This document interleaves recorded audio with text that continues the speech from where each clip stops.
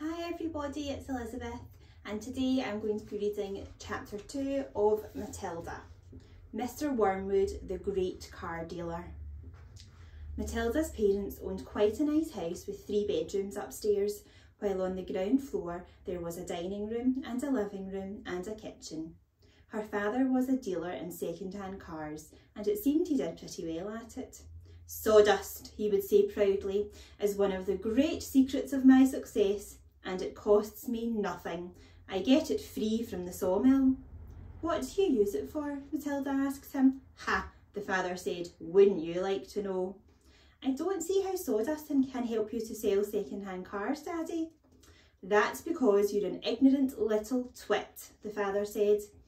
His speech was never very delicate, but Matilda was used to it. She also knew that he liked to boast, and she would egg him on shamelessly.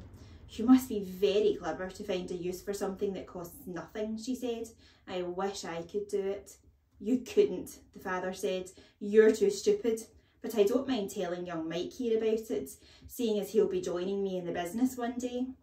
Ignoring Matilda, he turned to his son and said, "I'm always glad to buy a car when some fool has been crashing the gears so badly they're all worn out and rattle like mad. I get it cheap, then all I do is mix a lot of sawdust with the engine oil in the gearbox and it runs sweet as a nut." "How long will it run like that before it starts rattling again?" Matilda asked him. "Long enough for the buyer to get a good distance away," the father said, grinning. "About 100 miles. "But that's dishonest, Daddy," Matilda said. "It's cheating." "No one ever got rich being honest," the father said. "Customers are there to be diddled." Mr. Wormwood was a small, ratty-looking man whose front teeth stuck out underneath a thin, ratty moustache. He liked to wear jackets with large, brightly coloured checks, and he sported ties that were usually yellow or pale green. "Now, take the mileage, for instance," he went on. "Anyone who's buying a second-hand car, the first thing he wants to know is how many miles it's done, right?" "Right," the son said. "So, I buy an old dump that's got about 150,000 miles on the clock. I get it cheap, but no one's going to buy it with mileage like that, are they? And these days, you can't just take the speedometer out and fiddle the numbers back like you used to 10 years ago. They fixed it so it's impossible to tamper with it unless you're a ruddy watchmaker or something. So what do? I use my brains, laddie, that's what I do." "How?" young Michael asked, fascinated. He seemed to have inherited his father's love of crookery. "I sit down and say to myself, how can I convert a mileage reading of 150,000 into only 10,000 without taking the speedometer to pieces? Well, if I were to run the car backwards for long enough, then obviously that would do it. The numbers would click back, wouldn't they? But who's going to drive a flaming car in reverse for thousands of miles? You couldn't do it." "Of course you couldn't," young Michael said. "So I scratch my head," the father said. "I use my brains. When you've been given a fine brain like I have, you've got to use it." And all of a sudden, the answer hits me. I tell you, I felt exactly like that other brilliant fellow must have when he discovered penicillin. "Eureka!" I cried. "I've got it." "What did you do, Dad?" the son asked him. "The speedometer," Mr. Wormwood said, "is run off a cable that is coupled up to one of the front wheels. So first, I disconnect the cable where it joins the front wheel. Next, I get one of those high-speed electric drills and I couple that up to the end of the cable in such a way that when the drill turns, it turns the cable backwards. You got me so far? You're following me?" "Yes, Daddy," young Michael said.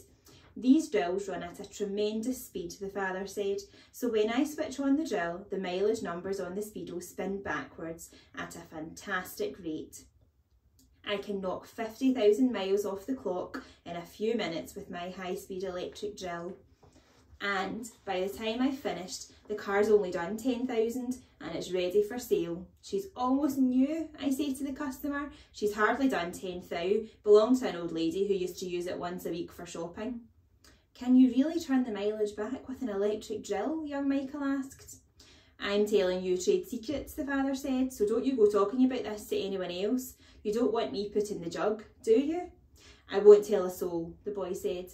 Do you do this to many cars, Dad? Every single car that comes through my hands gets the treatment, the father said. They all have their mileage cut to under 10,000 before they're offered for sale. And I think I invented that all by myself, he added proudly. It's made me a mint. Matilda, who had been listening closely, said, But Daddy, that's even more dishonest than the sawdust. It's disgusting. You're cheating people who trust you. If you don't like it, then don't eat the food in this house, the father said. It's bought with the profits.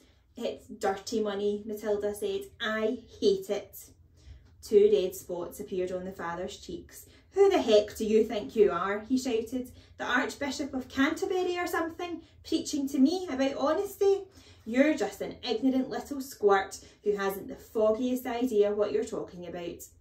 Quite right, Harry, said the mother, and to Matilda, you've got a nerve, talking to your father like that. Now keep your nasty mouth shut so we can all watch this programme in peace. They were in the living room eating their suppers on their knees in front of the telly.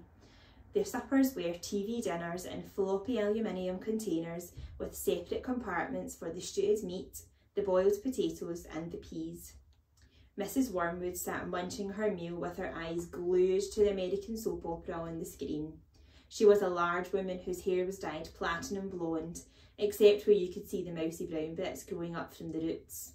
She wore heavy makeup and she had one of those unfortunate bulging figures where flesh appears to be strapped in all round the body to prevent it from falling out.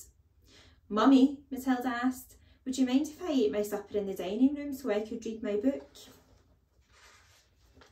The father glanced up sharply. I would mind, he snapped.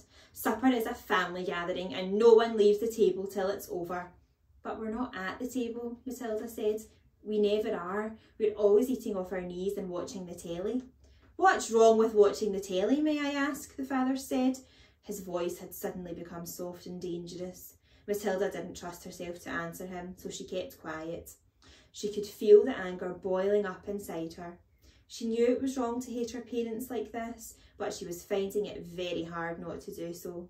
All the reading she had done had given her a view of life that they had never seen. If only they would read a little Dickens or Kipling, they would soon discover there was more to life than cheating people and watching television. Another thing, she resented being told constantly that she was ignorant and stupid when she knew she wasn't. The anger inside her went on boiling and boiling as she lay in bed that night, and she made a decision. She decided that every time her father or mother was beastly to her, she would get her own back in some small way or other. A small victory or two would help her to tolerate their idiocies and would stop her from going crazy. You must remember that she was still hardly 5 years old, and it is not easy for somebody as small as that to score points against an all-powerful grown-up. Even so, she was determined to have a go. Her father, after what happened in front of the telly, was first on her list.